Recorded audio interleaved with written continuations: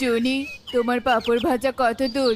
দেরি হয়ে যাচ্ছে যে, বাজারে আবার বিক্রি করতে হবে। এই তো টোনা, হয়ে গেছে প্রায়। আমি এক্ষুনি ঝুড়িতে পেরে দিচ্ছি। এই বলে টুনি পাঁপড়গুলো ঝুড়িতে বেড়ে দেয়। টোনা ঝুড়ি মাথায় নিয়ে রকিকে নিয়ে বাজারের উদ্দেশ্যে রওনা হয়। ইস, হাত একদম লেগে যাচ্ছে। বাবা, তোমার কি খুব কষ্ট হচ্ছে?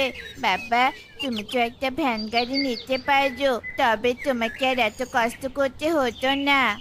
বাবারে, এই পাঁপড় বিক্রি করে কোন রকম আমাদের সংসার চালাই। ভ্যান গাড়ি কেনার মতো সামর্থ্য নেই রে বাবা। কথা না বলে তাড়াতাড়ি পা চালা।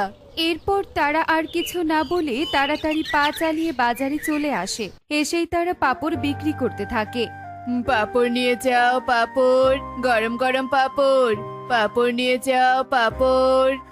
গরম গরম পাঁপড়ের কথা শুনে অনেকেই টোনার কাছে আসে পাঁপড় কেনার জন্য। টোনা একে একে সবাইকে পাঁপড় দিতে থাকে। ধীরে ধীরে টোনার ঝুড়িতে একটা পাঁপড় ছাড়া সব পাঁপড় বিক্রি করা হয়ে যায়। বাবা, সব তো পাপড় বিক্রি করা শেষ, মাত্র একটা আছে। এই একটা কাকে ছেড়ে কাকে দিবে? সেটাই তো ভাবছি রে বাবা।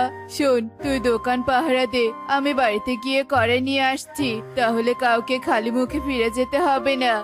আচ্ছা ঠিক আছে বাবা, তাড়াতাড়ি এসো। এরপর টোনা সেখানে আর এক মুহূর্ত দেরি না করে তার বাড়িতে ফিরে আসে। এসেই টোনা হাতে কড়াই নিয়ে আবারও বাজারে চলে আসে। বাবা, তুমি এসেছো? ঈগল দাদা, আমার বড্ড খিদে পেয়েছে, চলো টোনার দোকানে গিয়ে পাঁপড় খাই। আমারও খিদে পেয়েছে রে, চল পাঁপড় খাওয়া যাক। টোনা, আমাদেরকে পাঁপড় দে তো। পাঁপড় তো শেষ, শুধুমাত্র একটা আছে। পাঁপড় শেষ মানে আমরা তাহলে এখন কি খাবো? তোমরা একটু অপেক্ষা করো, আমি এক্ষুনি ভেজে দিচ্ছি। তোর এত বড় সাহস, তুই আমাদের অপেক্ষা করতে বলছিস? অপেক্ষা না করলে আমি কি করে তোমাদেরকে পাঁপড় ভেজে দিব? যদি খাওয়ার ইচ্ছে না হয় তবে চলে যাও, সমস্যা নেই আমার। টোনার দেখি মুখে বড় বড় কথা ফুটেছে। দাঁড়া, তোকে দেখাচ্ছি মজা। কালু, যা, ওখানে একটা লাঠি পড়ে আছে, নিয়ে আয়। এই নাও ঈগল দাদা। আরে আরে ইগল দাদা, তুমি এটা কি করছো? দয়া করো ইগল দাদা, তুমি এমনটা করো না। টোনা ঈগলকে অনেক আকুতি মিনতি করতে থাকে, কিন্তু ঈগল টোনার কোনো কথা না শুনেই টোনার কড়াই ভেঙে দিয়ে সেখান থেকে চলে যায়। আর টোনা সেই কষ্টে কাঁদতে থাকে।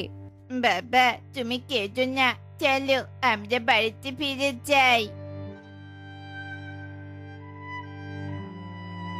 ঈগল দাদার এই অন্যায় করলো, তুমি তাদের কিছু বলতে পারলে না টোনা? কি বলবো বলো, তারা হচ্ছে রাজা দরবারের পাখি, তাদের সাথে কি আর আমরা পারবো?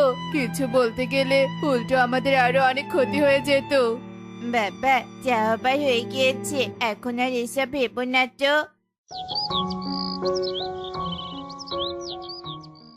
বাবা রে, বাড়িতে কেউ আছো? আমাকে একটু সাহায্য করো না। কি হয়েছে বৃদ্ধা মাসি, তুমি এভাবে ডাকছো কেন? পানি পিপাসায় আমার গলা শুকিয়ে গিয়েছে। পানি খেতে না পারলে হয়তো আমি মরে যাবো। যদি আমাকে একটু পানি খাওয়াতে, তবে আমার অনেক উপকার হতো। আচ্ছা ঠিক আছে, তুমি ঘরের ভিতরে এসো, আমি তোমাকে পানি দিচ্ছি। এই নাও পানি, খাও। পরানটা জুড়িয়ে গেল। এই পানির জন্য কত কষ্ট করতে হয়েছে আমাকে। তা বাছা, তোদের সবার মুখ এত শুকনো শুকনো লাগছে কেন? আর বলো না গো। এরপর টুনি বৃদ্ধা কামিনীকে সব ঘটনা খুলে বলে। সব শোনার পর বৃদ্ধা কামিনী বলে, তোরা আমার যে উপকারটা করলি, এজন্য আমি তোদের সাহায্য করতে পারি। এই নে, এই কড়াইটা তোদের কাছে রাখ। এটা দেওয়ার কি দরকার ছিল? আরে বাছা, এটা হচ্ছে এক জাদুই কড়াই। এটাতে পাঁপড় ভাজলে সোনার পাঁপড় হবে।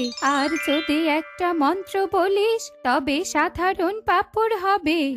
কামিনী এসব বলে মন্ত্রটা জানিয়ে দিয়ে সেখান থেকে চলে যায়। টোনা নতুন কড়াই পেয়ে ভীষণ খুশি হয়। মা, চলো না একবার চেষ্টা করে দেখি বৃদ্ধা ঠাম্মির কথা সত্যি কিনা। আমার খুব দেখতে ইচ্ছে করছে। তুই যেহেতু এত করে বলছিস তবে একবার রান্না করেই দেখি। এই বলে টুনি কামিনীর দেয়া কড়াই চুলায় বসায়। যখনই কড়াইয়ে পাঁপড় দেয় অমনি সাথে সাথেই পাঁপড়গুলো সোনায় পরিণত হয় আর অনেক চকচক করতে থাকে। টনি, এগুলো তো একদম খাঁটি সোনা। দাও, এগুলো বিক্রি করে আসি। টোনা, আমরা এত সোনা দিয়ে কি করব? আমাদের এসব চাই না, আমরা পরিশ্রম করে টাকা উপার্জন করব। তা তো জানি টুনি, আমার একটা ভ্যান গাড়ি কিনতে হবে। এখন এগুলো বিক্রি করি, এরপর থেকে আর নিব না। ঠিক আছে টোনা, তুমি এগুলো নিয়ে যাও, আমি সাধারণ পাঁপড় বানাচ্ছি। এরপর টোনা সোনার পাঁপড়গুলো নিয়ে স্বর্ণকারের দোকানে বিক্রি করে। বিক্রি করে যা টাকা পায় সেগুলো দিয়ে টোনা একটা ভ্যান গাড়ি কিনে তার বাড়িতে চলে আসে। ইয়ে, বাবা ভ্যান গাড়ি কিনেছে, এখন থেকে বাবাকে আর কষ্ট করতে হবে না। পাগল ছেলে আমার। টনি, পাপড়ের ঝুড়িটা এনে ভ্যান গাড়িতে রাখো। এখন থেকে ভ্যান গাড়িতে করে পাপড় বিক্রি করব। টোনার কথা মতো টনি পাঁপড়ের ঝুড়ি ভ্যান গাড়িতে রাখে। টোনা ভ্যান গাড়ি ঠেলে ঠেলে পাঁপড় বিক্রি করতে থাকে। ইগল দাদা, কাল তুমি একদম ঠিক কাজ করেছো। টোনার উচিত শিক্ষা হয়েছে। টোনার কড়াইটা না ভাঙলে কেউ আমাকে ভয় পেত না। এর থেকে আরো কঠোর হতে হবে, যেন সবাই আমাদের কথা মতো চলে, বুঝলি? টোনার কথা বলতে না বলতে টোনা এসে হাজির। কিরে, টোনা এই গাড়ি পেলো কোথায়? ও তো ঠিক মতো খাবারও খেতে পারে না টাকার অভাবে। না, আমার কেমন জানি সন্দেহ হচ্ছে। কালু, তুই সব সময় টোনার উপর নজর রাখবি, কেমন? ঠিক আছে ইগল দাদা, এসব আমার উপর ছেড়ে দাও। টোনা, আমাকে পাঁপড় দে তো। এই নাও কবুতর দাদা, খাও। কি সুস্বাদু, আমি এমন পাঁপড় আগে কখনো খাইনি। টোনা, আমাকে কিছু পাঁপড় বেঁধে দে, আমি বাড়িতে নিয়ে যাব। এরপর টোনা কবুতরকে পাঁপড় বেঁধে দেয়। কবুতর পাঁপড় নিয়ে টাকা দিয়ে সেখান থেকে চলে যায়। এভাবেই দেখতে দেখতে টোনা সব পাঁপড় বিক্রি করে ফেলে আর নিজের বাড়িতে চলে আসে। এভাবেই সময় গড়িয়ে রাত হয়ে যায়। মা, মা, আমার না খুব খিদে পেয়েছে, আমাকে সুস্বাদু পাঁপড় ভেজে দাও না। রাকি ঠিকই বলেছে। যাও টুনি, বেশি করে পাঁপড় ভাজো। টোনা ও রকির কথা মতো টনি মন্ত্র পড়ে কড়াইয়ে সাধারণ পাঁপড় ভাজতে থাকে। অন্যদিকে এসব ঘটনা কালু জানালা দিয়ে সব দেখতে পায়। এ কি, এসব আমি কি দেখছি? এটা তো একটা জাদুর কড়াই। আমি তো নিজের চোখকে বিশ্বাসই করতে পারছি না। না না, এক্ষুনি গিয়ে সব ঘটনা ইগল দাদাকে বলতে হবে। এরপর কালু আর এক মুহূর্ত দেরি না করে ইগলের বাড়ির উদ্দেশ্যে রওনা হয়। আর এক পর্যায়ে কালু ইগলের বাড়িতে চলে আসে। এসেই কালু ইগলকে সব কথা খুলে বলে। এই জন্যই তো বলি, টোনা এত টাকা পেলো কোথায়? ওই কড়াই যে করেই হোক আমাকে পেতেই হবে। কালু, চল আমরা এক্ষুনি গিয়ে সেই কড়াই নিয়ে আসি। এভাবেই ইগল ও কালু সব বুদ্ধি আটতে থাকে। আর এক সময় তারা টোনাদের বাড়িতে চলে আসে। এসেই তারা কামিনীর দেয়া সেই কড়াই নিয়ে পালাতে থাকে। তারা কিছু দূর যেতেই দাঁড়া কালু, দেখ তো পথে ওটা কি? কি সুন্দর চকচক করছে। ওয়াও, কত সুন্দর ছোট একটা সোনার বাড়ি। ইগল দাদা, আজ তো আমাদের কপাল খুলে গেল। ঠিক আছে কালু, তুই সোনার বাড়িটা হাতে তুলে নে। এখানে বেশিক্ষণ থাকা ঠিক হবে না। আচ্ছা ঠিক আছে। এই বলে কালু যেই না সোনার বাড়িতে হাত দেয় অমনি সেই সোনার বাড়ি থেকে এক আলোক রশ্মির সাহায্যে ভয়ঙ্কর ডাইনি বেরিয়ে আসে। কার এত বড় সাহস আমার ঘুম ভেঙে দিল? কত শান্তির ঘুম ঘুমাচ্ছিলাম আমি। কি ডাইনি? তোরা আমার ঘুম ভাঙিয়েছিস? দাঁড়া, তোদের আমি দেখাচ্ছি মজা। ইগল ও কালু ডাইনির ঘুম ভেঙে দেয়। ডাইনি রেগে মেগে জাদু করে ইগল ও কালুকে গাছের ডালে উল্টো ভাবে ঝুলিয়ে রাখে। তারপর ডাইনি আবারও সেই সোনার বাড়িতে চলে যায়। হায় কপাল আমাদের, এটা কোন বিপদে ফেললো আমাদের। ইগল দাদা, আমার যে খুব কষ্ট হচ্ছে। আমিও যে সবকিছু উল্টো দেখছি। আমরা যে কেন লোভ করে সোনার বাড়িটা ধরতে গেলাম। এসব অন্যায় করা আমাদের একদম উচিত হয়নি।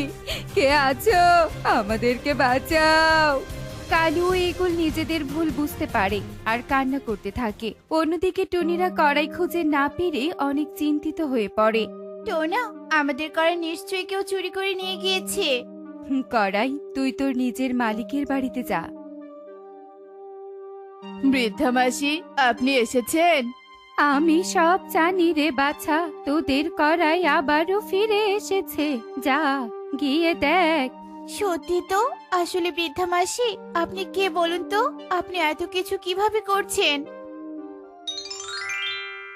আমি হচ্ছি পরী। আমি এখানে এসেছি তোমাদের সততার পরিচয় নিতে। তোমরা এই পরীক্ষায় উত্তীর্ণ হয়েছো। পৃথিবীতে খারাপ পাখিদের অভাব নেই, তোমরা তাদের থেকে সাবধানে থাকবে। আমি এখন আসি, কেমন?